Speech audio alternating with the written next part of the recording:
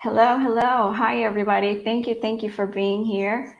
And I appreciate your patience. For those of you that are live, we were having some technical opportunities, we call them. So it's a positive way of, getting through um, things that may come up last minute. So we're here, we're live. Thank you for being here. For those of you that are here, this is Soul Talks with Esme. And we are live for our show on how to recognize when your ego, let me make sure I'm reading the right title, how to recognize when your ego is feeding the imposter syndrome. So we're going to be talking about the imposter syndrome. Um, and I'm excited that we have our special guest, Nancy Moeller. Let me read her bio so we can get started. So in 1998, in 1998 marked the year that Nancy Moeller started her work empowering women. Um, Her business began when she started WAVE, which stands for Women Against Violent Encounters, teaching self-defense classes to women.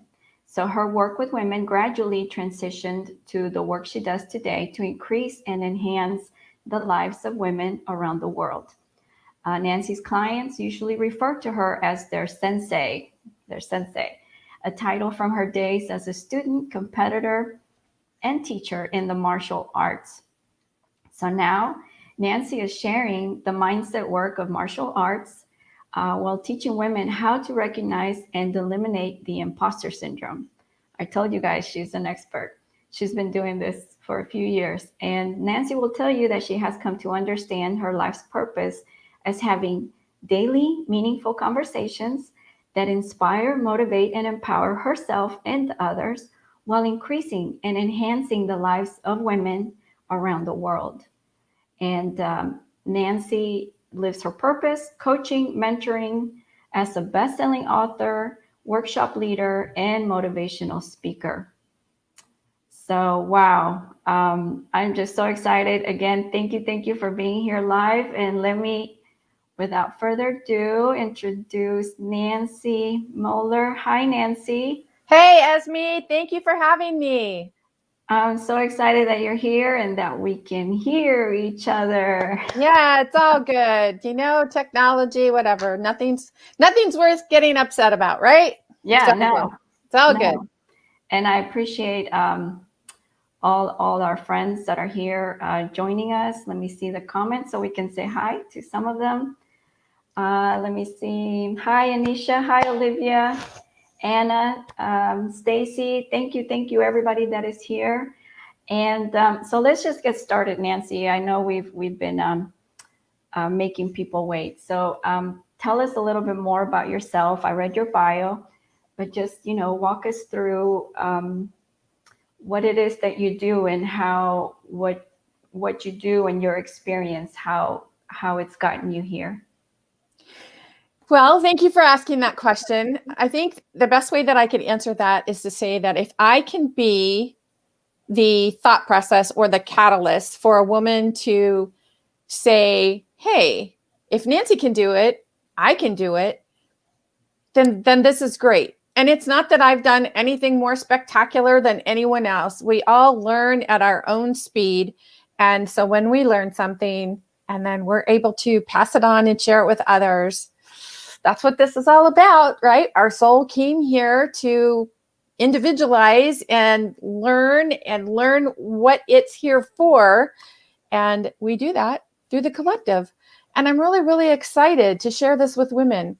And one of the ways that I do this is to help women understand how to recognize and eliminate the imposter syndrome.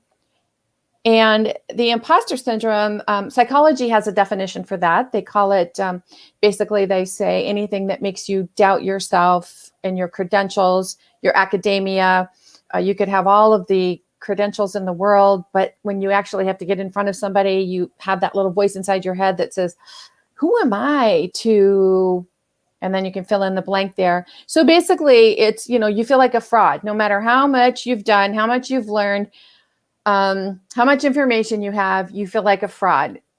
And this happens a lot too with new coaches, because they get accredited and then they start working with people. And then as they start working with people, some of the things that the client is talking to them about, the coach sits there and says, oh my gosh, it wasn't too long ago that I was going through this too.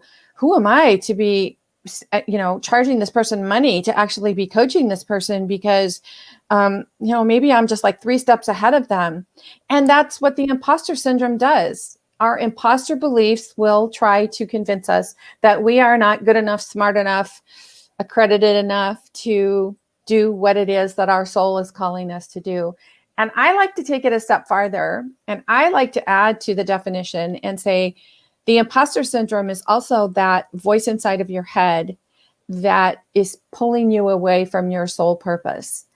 And when you are fortunate enough to realize what your soul came here to do, and you step in or step up and you are doing that, anything that makes you feel like a fraud or makes you doubt yourself, or basically anything that comes from a fear-based thought or belief, is feeding into your imposter syndrome.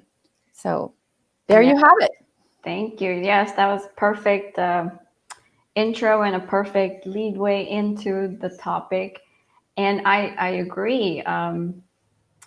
We have a comment, somebody saying, yes, I have had the imposter syndrome as a parent. So Yes, it can show up in different areas of life, and in dating, like we can feel somebody like I'm not good enough to date that person. Well, and talk about dating. Imposter syndrome really shows up for people, both men and women, but my clientele is basically women based. So when you hear me say women, women, women, it's not that I'm excluding men. It's just, I'm used to saying women, women, women.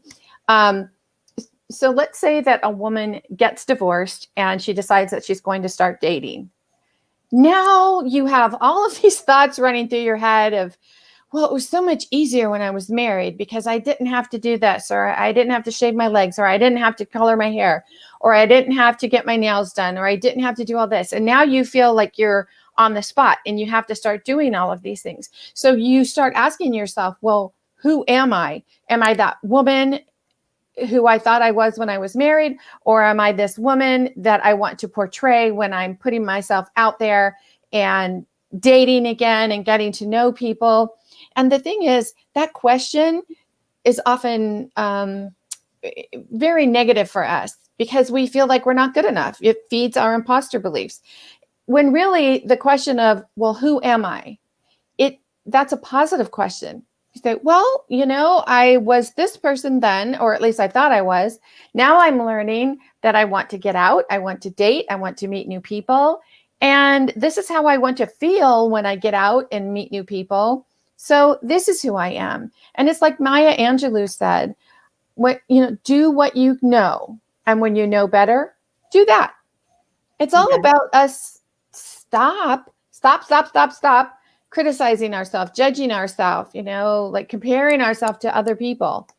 That will greatly reduce the imposter beliefs. Very nice. And then we'll get back to the parent part.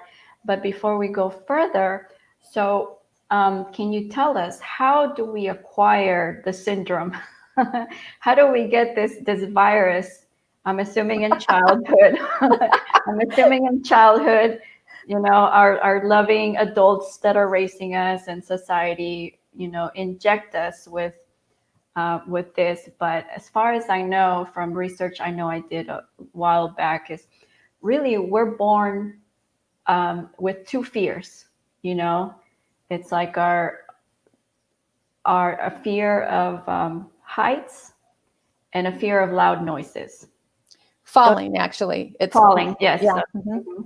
And so those are basic survival, like animalistic, right? Like it's passed down in our genes. It's in our limbic system, right? And our reptilian brain. And those are the only fears that we bring with us when we're born. All other fears are borrowed, learned, borrowed. So what are the types of things or settings that would inhibit or show us or teach us to start becoming or getting this virus, as I was saying, like I've never heard it called a virus before. That's pretty funny. Well, if it's a syndrome, you know, virus and current style. Well, the way that I usually explain it to people, when we're born with 2% of our mind, which is the primitive mind, which is what you said. And we only have a fear of two things: falling and loud noises. Everything else is taught to us by our parents, our caregivers. Maybe if you're a child whose parents park you in front of the television, you're going to learn things from the television, your friends, your family, whoever and whatever you're exposed to the most. But the thing is, it's not just what people say to us or how people treat us. It's also how we intuit things. So let's say you're 5 years old and you're sitting at the table and you're coloring and drawing, and your mom's standing right there and she's like, "Oh, honey, that's so beautiful. You're such a good artist. Oh my gosh, I love it so much." And then mom walks out of the room, and you know, your 5-year-old little girl self says, "Hey, if mom like that, wait till she sees this." And so you get out your crayons and you do a big mural on the wall. And then when mom walks in and it's like shocked and you can't understand, like, well, why is this not good? And then depending on how this particular mom parents, you know, you could get punished, and the severity of the punishment's going to matter, how you felt during the punishment. And then you know, most of us aren't taught as children that this is what occurs. So then we take these thoughts and feelings and we create beliefs through them, and we bring them with us into adulthood. And then as an adult, we're walking around and we don't understand, like, why we hate to draw, why we don't even like to go to, any kind of art exhibit or museum. And we have this emotional trigger in us about art, and we don't understand why. And it's not to put the blame on parents. I'm really, really adamant about letting people know we know too much now about everything, about so many things. And the blame on parents needs to stop right this second, the minute you hear this. Because a lot of people think, "Oh, great, well, it's all my parents' fault. Well, then I don't have to deal with it." But everything is our responsibility. And I'm going to back up and answer your question with another section there, because I like the way that Neil Donald Walsh explains ego. It's very important to understand ego. And people get the word ego and arrogance confused. They interchange them and they do not mean the same thing. So when our soul decides to incarnate, our soul says, "All right, I'm going to be born. I'm going to be Nancy Muller, and I'm going to increase and enhance the lives of women around the world. And this is what I'm going to do." So our soul incarnates. So we are moving from the collective into our body.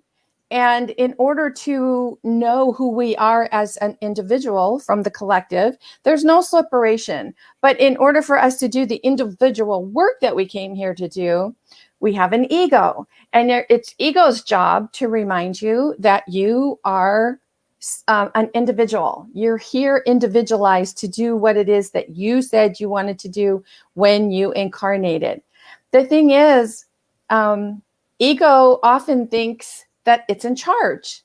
And when ego thinks it's in charge, it will do everything to keep us the same. And so when we want to do something, ego checks in with what I call this is a Nancy word, so don't go like trying to Google it and say, "What the heck is she talking about?" Our known zone. This is what I do because this is what I know, and I've done it before. And as long as I do it this way, I can be assured of the outcome. That's how we think that we're in control of our life. So when we check in with our known zone, we say, "No, I have data, if you will, that this is what's going to work. I have data that this won't work, or I don't have any data at all. So that's like, danger. I don't want to go there." So this is how ego works. But the thing is, we have to keep reminding ego, no, I'm in charge. The soul is in charge. You are not in charge. And Neil explained this, and I love this analogy. He said it's like a supercomputer And if I don't know if any of you have seen 2001: A Space Odyssey, yeah, it's out years and years and years ago. But when the computer AI, our artificial intelligence, takes over because it thinks it knows more than the human. And so when you think about it that way, think about your ego that way, it makes it so much easier to just come to terms and center yourself and center your mind. And you can continually ask yourself, am I this or am I this? And so everything that you want to be, do, or have, or people that you surround yourself with, if you're with a person who rubs you the wrong way and you're trying to figure out how do you deal with that person, how do I, I just don't want anything more to do with this person. How do I handle this? And this is really a difficult decision for a lot of people when that person is a parent or a family member, because we're raised with all that religious guilt, right? And that is what ego knows too. Ego will go in and check and say, well, we have data on this. And I liken it to, a lot of categories, and ego's like, well, I don't have a category for that. Like, I don't know what to do. And so then it just shuts you down. And when you can think about ego that way, it very, very much helps you to understand the importance of connecting with your soul on a daily basis, several times a day, as a matter of fact. And you can do that by simply asking yourself, am I this or am I this? And if you don't want to, using the same example, spend time with someone who doesn't make you feel good, you can ask yourself, well, am I this person who wants to be around this person who I don't feel good around? And of course, your soul's going to say, no, that's not who you are. So you're going to want to feel more love for yourself, and you're going to choose time away from that person. But then that's when ego is going to come in and say, well, I don't know, wait a minute here. And that's all you have to do is, again, check in with the soul and say, am I this or am I this? Because we're here to be our most empowered self, our most empowered version of who we are and who we came here to be. And the more we connect with our soul, the more we understand how powerful and beautiful and wonderful and loving we are. So anything that pulls you away from that is ego feeding into your imposter beliefs. Excellent. And I love that you brought that up. To me, in another way of putting it, it's like we have different, you said categories, so it's the different identities, or we also say like hats, we wear different hats. So, we're a parent, but we're also, a child of somebody. So we're a daughter or a son, we're an aunt or an uncle, but then we're also a friend. And then those are just relationships. But we also have systems like a certain religious belief or none, things like that, or eating habits. Well, and going back to the parent, I have 2 daughters, 4 grandchildren, and a great grandchild on the way. So I can definitely speak with experience when I say parenting can keep you ego-based 24 hours a day if you let it, because we want to do the very best for our child, but we're constantly second guessing ourselves. We just never know. I used to say when my girls were younger, oh, what is that one thing that I'm going to do that's going to make them, go left when they should have gone right? Or, is it going to be me? Is it going to be me? Am I going to do something really horrible? And that's before I really even understood the knowing that my soul came here to experience. So when you're a parent, again, this exercise works the same. You can ask yourself, am I this or am I this? And I think one of the hardest things for parents is when we feel that we have that timeout in our head. And that's not like timing out your child. That's like timing out you. When you're exasperated, you don't know what else to do. And the child is saying, can I? And you're like, oh my gosh, did they not hear no the first time? So when you are doubting yourself, remember, doubt about yourself or anything about how fabulous you are, that's feeding into your imposter belief. We only have 2 emotions, love-based emotions or fear-based emotions. So if something is coming up for you and having you second guess yourself as a parent, that's not love. That's not from your higher self. That's not soul-based. That's coming from a fear-based, and that's ego trying to sabotage you as a parent. Awesome. And so to go back, so we're not blaming parents, because I think as adults, we have to take responsibility. And it was very important when I learned to say, my mom or my dad, my mom did the best that she could, kind of like the Maya Angelou quote, right? She did the best that she could with the information or the knowledge that she had, right? And so as parents, I think we can be conscious of that. But we also have to remember that there are still many people walking this earth who have had or still have parents who do not understand this. Of course. So, generationally, there are parents who think, well, it's good enough for my grandfather, it's good enough for you, and what the heck's the matter with you? And so the whole conversation about soul level may be lost on them, or they may not be open to it. So if you are someone who is awakening or having a knowing and understanding that you are a spiritual being having a human experience, and you try to have that conversation with a parent who's not open to that, you're going to have some conflict. And again, step back and say, okay, am I this or am I this? Because so many people, they don't really have open conversations, because a conversation is about this person talking and this person talking and both people listening. But more often than not, when someone is having a conversation, they're trying to get someone to see their point, or they want to be right rather than loving. So ask yourself, like, how can I be loving about this?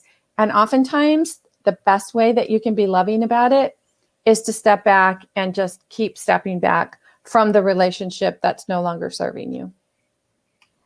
Yes, and so that may help in a situation where the kids may be older or adults, and there's a situation with the parent where the kids are blaming the parent. They're not taking ownership of whatever actions they may have taken, and they're just blaming the parents. So it's causing the parent a lot of issues. So I think as a conscious parent, giving them space it's a good start, right? Well, and for me, my whole journey started when I finally decided I'm not going to keep the secrets that I had to keep as a child. I was raised in a very abusive household with mental abuse, physical abuse that escalated to sexual abuse by the time I was 12. And when, as a child, you're looking for help, you're looking for someone to take care of you. You want that safety factor, but the very people that you look to for your safety are the people you need to be kept safe from. It's a very difficult.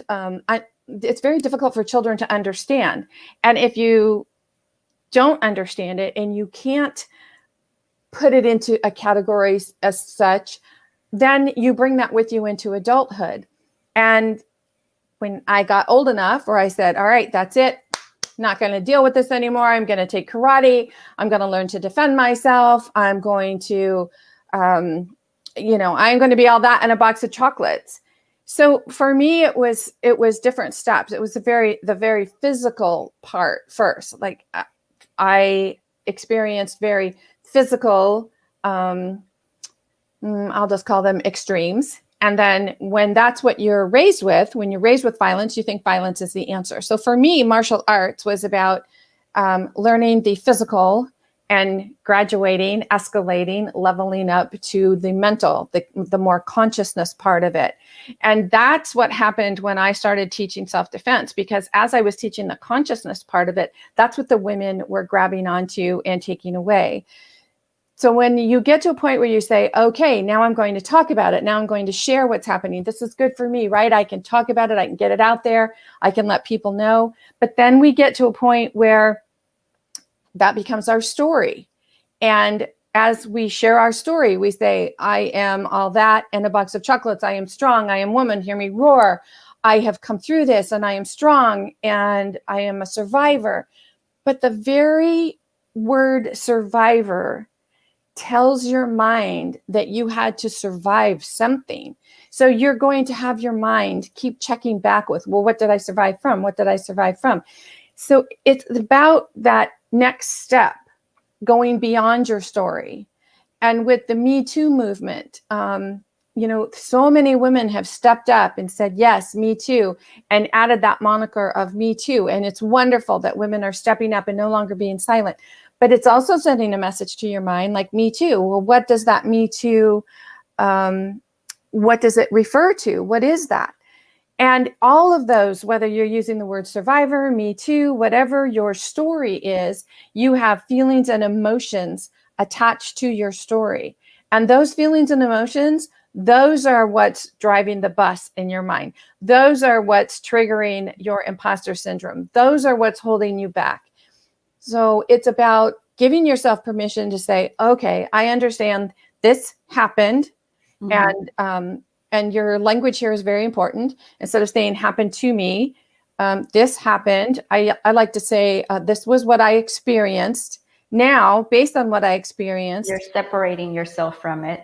Yeah. Am I that or am I this? Mm-hmm. And when you realize that it's not what happened to you that is as important as what you do with what happened.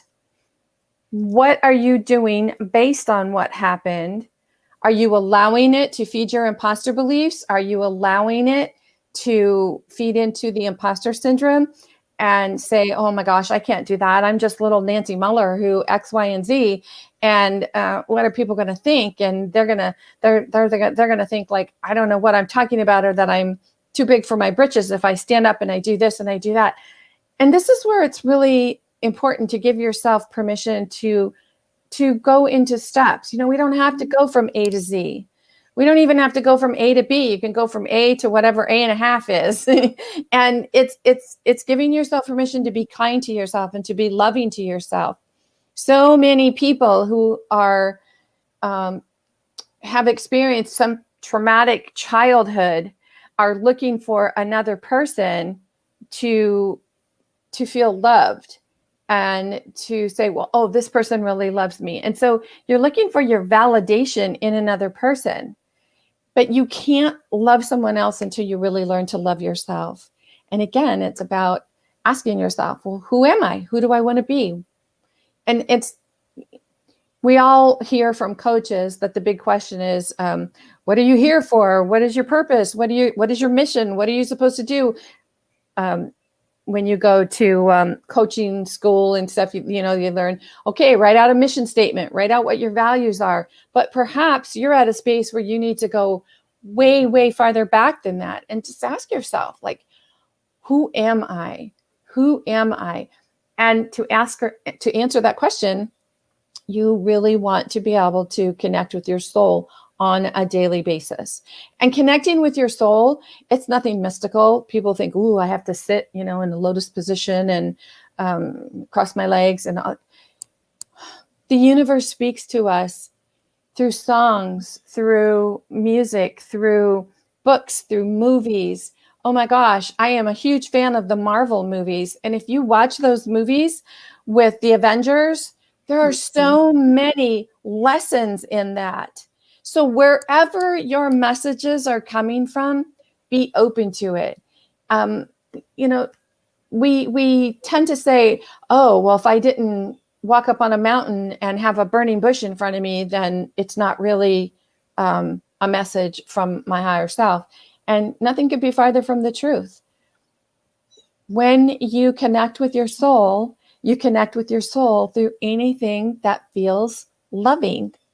And if a song or a movie or something you read in a book or walking in nature, anything like that, cooking. I love to clean house. My daughters always said, well, Mom, You're crazy. And I'm like, yeah. But now I see they do that too. They're moms of, on their own now. And, but that doing something that is going to benefit you. It's very loving to yourself. And it's a time when you can connect with yourself. And if housework is not your jam, then don't do housework. Well, whatever your jam is, exercise, yoga, whatever it is, it's about moving the energy. We are one big ball of energy. We think we're solid. We look and we say, oh, I'm just a solid mass of, but we are not. Everything is moving. Everything living is moving. And anything that moves changes. But boy, as humans, we fear change. That feeds right into ego. And it just keeps going like this. And that's when we tend to give in to those imposter beliefs. And that's I'm going to get a book that I want to show people. But that's how the ego feeds the imposter syndrome, right? Yep. Through not wanting to change. Like, we're safe here, don't do that. Don't leave the job. Don't you dare. You've been here 10 years, why are you going to go and start that new career? Are you crazy? And then you have all the cons, this, I'm not going to have insurance. I'm not going to do this. I'm going to blah, blah, blah. So you have the longest list, but sometimes our pros list, we don't even think about making the list, right? We have to practice showing some proof to our ego, to that fear, right? Like, look, it doesn't have to be all bad. What if I succeed? What if things go well? And the thing about that is when you remind yourself that you are all energy, thought is energy. Correct. So a lot of people, will sit down and ask themselves, oh, why is this happening to me? Well, I don't understand. This is horrible. But when you're thinking about what it is that you think is horrible, then you are actually attracting that, because thought is energy, and what you put out, you bring back. That. Yeah. The problem is that most people are walking around thinking about what they don't want instead of what they do want. And even when you understand the importance of paying attention to what you do want, you really have to know what you want. Like when I got divorced, my husband of 32 years told me that he wanted a divorce. And I felt like my life was just done, over, stick a fork in me. For 32 years, that's how I knew who I was. That's how I identified with myself. So when you get to that point where like, well, now what? Now who am I? Now what am I going to do? Now where am I going? Who am I? So I thought, okay, I'll become my own best client, and I know how to do this, right? I can get through this. And so I made my want list for the next man in my life. Well, what I did was I took everything that I did not think that I liked about my husband and put it on a list of who my ideal next mate should be. But I did not take into consideration the beautiful, wonderful lessons that I was getting from the relationship from the first husband.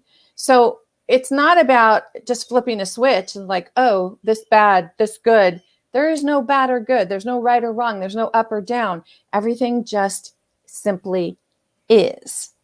And when you look at it that way, then you can really come back to center and say, okay, am I this or am I this? And if this is causing you fear, that's not who you are. That's an imposter belief. Yes, I love the way you explain it. And before I forget, and I've mentioned this book before, I'm sure you're familiar with it, Nancy. The Untethered Soul. Oh, no, I've not read that. By Michael Singer. So this book walks you through how our thoughts, basically what we're talking about, untethering your soul, how our thoughts create these beliefs, or the beliefs that we have in our thoughts and the emotions. But really it's about the chatter, and then the identities, but also the daily chatter in our head. And then it walks us through the who am I? I remember I had heard that question maybe about 15 years ago. and I just thought, well, I know who I am. And I said my name, I'm Esme, I'm this, I graduated in this, and I'm an IT systems analyst, and whatever. And I'm a single parent. So all the labels, right? All the identities, all the labels. And so yeah, later, before reading this book, maybe about 8 years ago, I found that question again, but it said, answer the who am I without any of those labels. Right.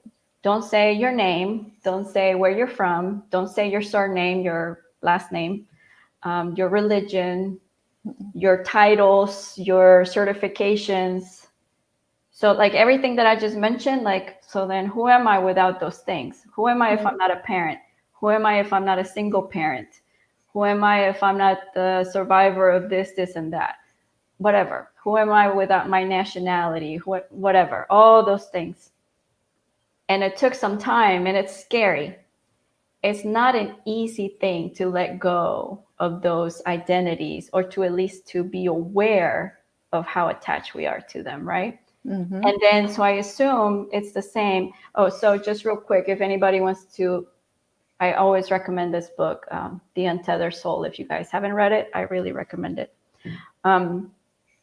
It really goes into this. And so how do we recognize it? How do we really recognize?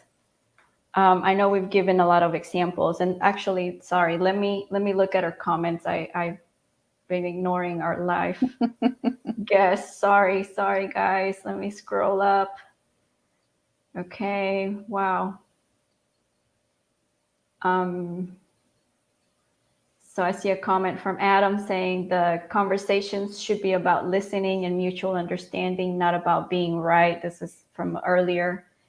One time I remember I heard that the best way to stop a conversation is to tell the person, you're right. Even if it goes against what you're, right? Actually, the best way to do that would be to say, I understand how you could think that. Because what you're doing there, you're allowing them their understanding of the way things are without trying to change their understanding, as well as without making yourself wrong. You're not making them wrong or you wrong, because there are two sides to every story. And if two people aren't really ready to communicate, that means to have one person talk, the other person truly listen and hear what the other person is saying. Then the best way to come at that is to say, I understand how you might feel that way. And you'll find more often than not, that can diffuse a situation right away, because that person will go, oh, and so what if they want to say, oh, I see, you think I'm right. Well, actually, I can understand how you would think that. It's not about, no, that's not what I said. See, because when you get into that position where you feel like you have to defend yourself, explain yourself, when you're in defending and explaining, that is putting you on the defensive, and you don't want to be on the defensive. The best way to win a fight is not to be there. So why would you put yourself in a position where you're constantly defending yourself? And this is what a lot of people who are having challenges with their parents, when you're adults who are having challenges with their parents. Mother-daughter relationships is huge on this. The second book that I published, it made bestseller the day that it was released. And what does that tell you? That there are a lot of women out there who are still having challenges with their mother-daughter relationships, because women are looking for that validation of, well, I'm an adult now and I should be able to live my life this way, and you just don't understand me. And the thing is, it's not about trying to change someone else's mind, because everyone has their understanding of how and what their life is supposed to be like, as well as we have our own understanding of how our life is supposed to be. The question that you want to ask yourself is, how can I be the most loving to myself in this relationship? And sometimes the most loving thing that you can do for yourself is to distance yourself from that person. But also, it's really important to know, are you distancing yourself out of love for yourself, or are you distancing yourself because you're resisting the feelings and emotions that are coming up based on that? Because if you're in resistance mode, that is your soul trying to teach you something. That is your soul trying to say, look, you've been holding on to this for too long. Aren't you ready to just look at it and let go of it so it's no longer got a hold of you?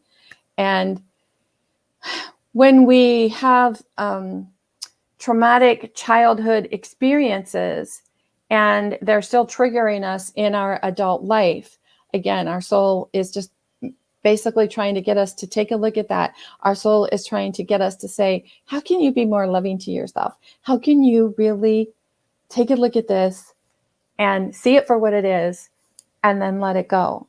Because then when it's no longer triggering you, when you no longer have those emotional triggers, then those feelings and emotions are no longer feeding into your imposter beliefs or your imposter syndrome. Yes, I love that, and thank you for going deeper into that. And the way I was saying it was more of, yeah, you're right, based on your perception, based on your experiences, based on what you know, you're right, and I understand that. So that's where that answer comes from. I think you mentioned it a little bit. Well, we see that in places where you shop, or maybe at corporations or the company that you work for. What do they teach now? They've been teaching this for years, that the customer is always right. Well, that's baloney, because you could get a customer on the phone who is haranguing you and being rude and obnoxious to you. And so, what you're being taught then by your company, I'll just say, is that you have to turn around and disempower yourself and say to that person, you're right, you're right. When you can learn to finesse the conversation and say, I can really see how that would make you upset. I can really see, you're not giving your power away any longer. Now you are staying empowered and also not disempowering the other person. When I was 16 or 17, I worked at a telemarketing company. And one of the best phrases I got out of there with all the training was, on the phone, I can certainly understand how you feel, which is that, right? Thank you. Yes. And let me see. There's so many comments. One of my friends, she grabs quotes, and thank you for doing that. She grabs our quotes.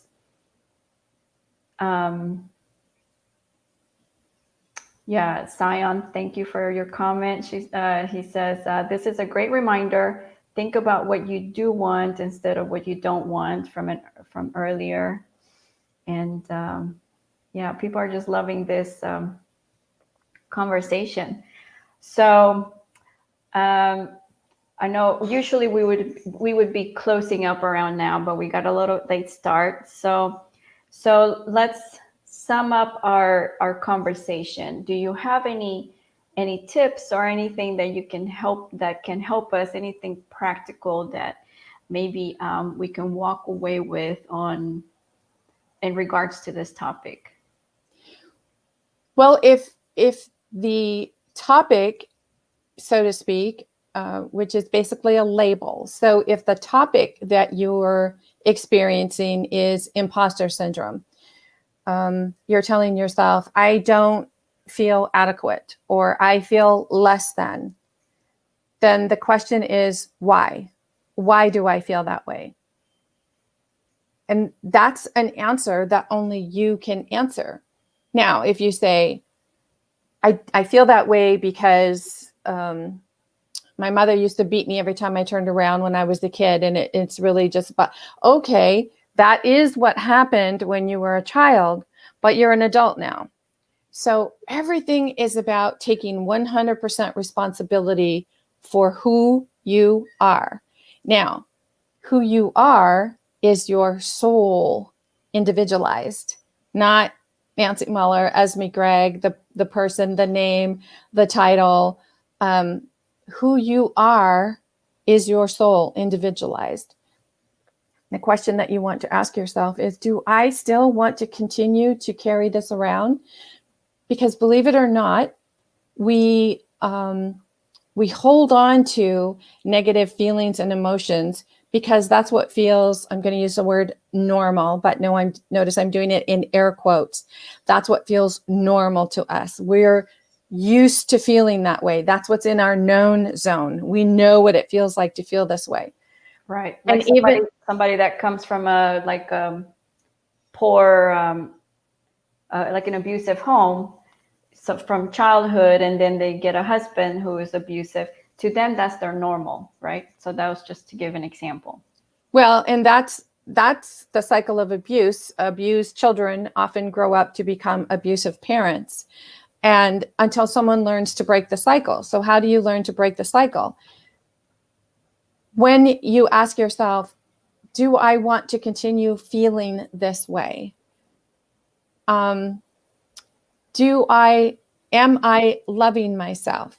And you may be at a very low level where you can't even ask yourself that question, because when you're really feeling put upon, when you're really feeling like the world is crashing down on top of you, it can be very difficult to even ask yourself that question, whether or not you think you deserve to have better. Because we convince ourselves, well, yep, here it comes again. Great, this happened. Great, that happened. And that is ego keeping us safe. Remember, ego is thinking that, okay, this is what you know, this is what you've experienced. I'm going to keep giving you more of this because, right, this is what you know, this is what makes sense to you. So to actually step outside of that known zone feels really fearful, really freaky, really like, no, this can't be true. I can't believe this. And that's where the imposter syndrome comes in a big way, because your imposter syndrome is telling you that you can't be great. Or if you think you are great, it's going to say, what makes you think you're great? It's going to pull you back from there. So to start with, to have your starting point be, I am fabulous. And this is how I describe fabulous. Any person who has chosen not to allow anything from the past to define who they are in the present. Love that. That is my definition of fabulous.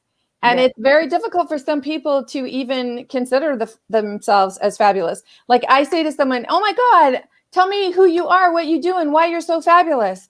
And 9 times out of 10, people go, well, I don't know if I'm fabulous, but, and so if that's where you are, if you hear yourself saying, well, I don't know if I'm fabulous, ask yourself, why not?